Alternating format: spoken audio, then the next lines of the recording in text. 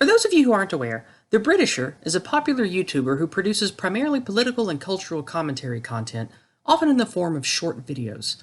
Most recently, he appeared on a popular live stream, which my loyal Yizraelites will know I've been on a few times, the podcast of Unpopular Opinions, wherein several other social media personalities discuss current events and touchy subjects. Tonight's topic was the media shitstorm around the British Chief Political Advisor Dominic Cummings.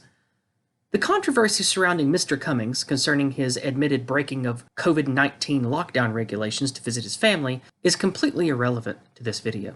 As the show's host, the academic agent, so eloquently said, it doesn't matter if Cummings licked every child on the face. The important point to note is that the Britisher spoke in defense of the media criticism of Mr. Cummings. I'm using the Britisher as a vehicle to make a point about a flaw of Britishness itself. But let's not forget, this is also a direct indictment of the Britisher's stance on most things. The stance on Cummings is not the first time that the Britisher has found himself on the other side of a debate. It is to the credit of the other personalities that we entertain and engage with opposing viewpoints, as well as provide robust discussion on issues of the day.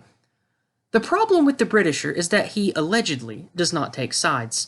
A great deal has been made, namely by his army of blue-pilled yes-men on Twitter, that the Britisher almost exclusively positions himself towards the center, finding a compromising middle ground between whatever sides exist. Most egregiously to his critics, the Britisher's commitment to the position of mediation is such that he appears to often speak in amelioration of all sides and personas that are antithetical to the political consensus which forms a foundation of his so-called fence-sitting.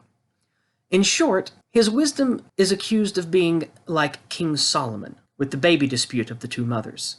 However, the Britisher appears to his critics to be entirely serious with a commitment to such farcical neutrality and unpleasant trade-off to both sides. While in the aforementioned debate on unpopular opinions, the Britisher spoke on one side of the topic, namely in defense of the media's interest in Mr. Cummings' alleged wrongdoing. He did so from a position of false equanimity, a maintaining of a balanced or reasonable view of the subject. In doing so, the Britisher lays bare for us the flaws in such a position, and by extension the position that has become widespread among so-called centrists.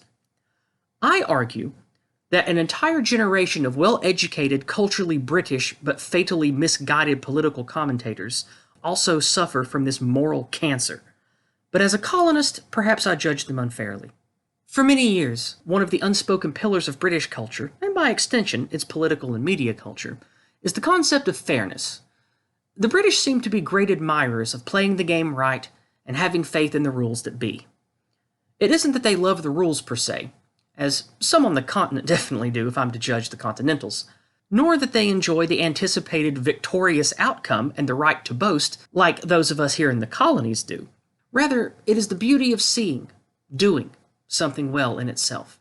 Sportsmanship, chivalry, and fairness are all related concepts, and have all and to various extents continued to be popular manifestations of British culture in all walks of life.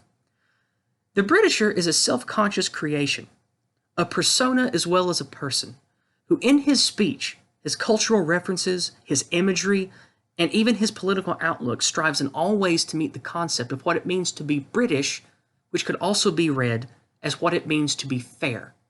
While some have criticized him as being old-fashioned for surface elements such as his pith helmet avatar or his strangely too perfect cut-glass British accent, I believe his Achilles heel is his adherence to the British myth of fairness.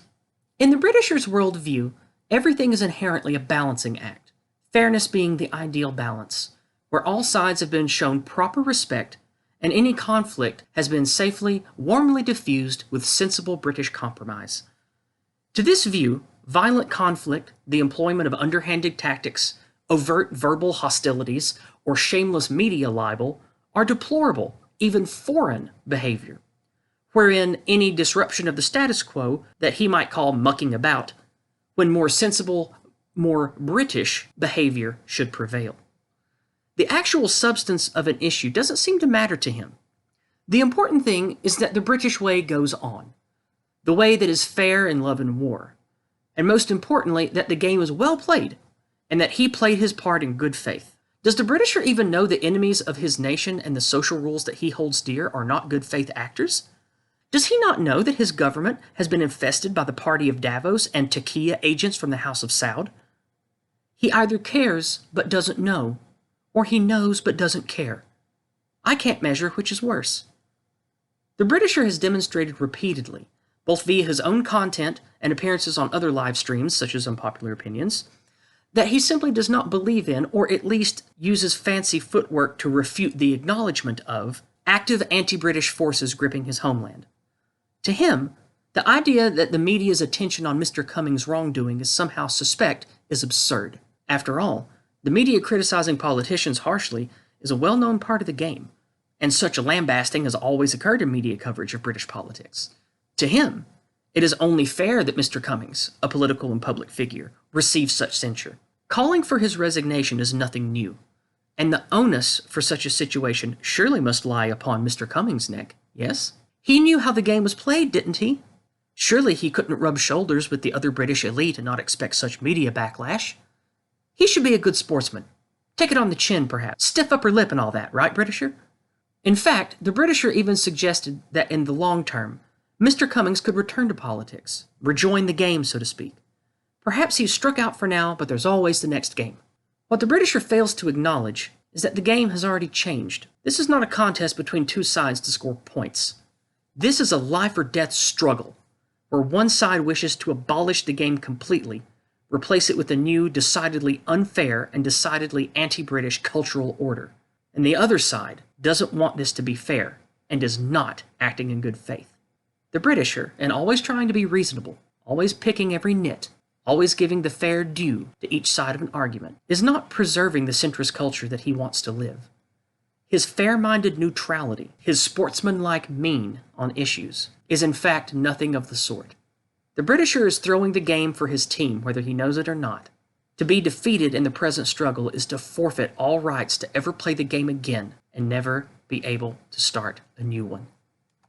In conclusion, I believe the Britisher is wrong to defend the media's criticism of Dominic Cummings in the way he does, even if he believes it's fair to do so. This is because the media, even if they are outwardly playing the game, are doing so with the express understanding that they are on one team, one side, with the ultimate aim of changing the game entirely, so that dissenting voices will fall silent forever, and upon their victory, they'll smash the game, burn the instruction booklet, and erase all traces that the game was ever sold.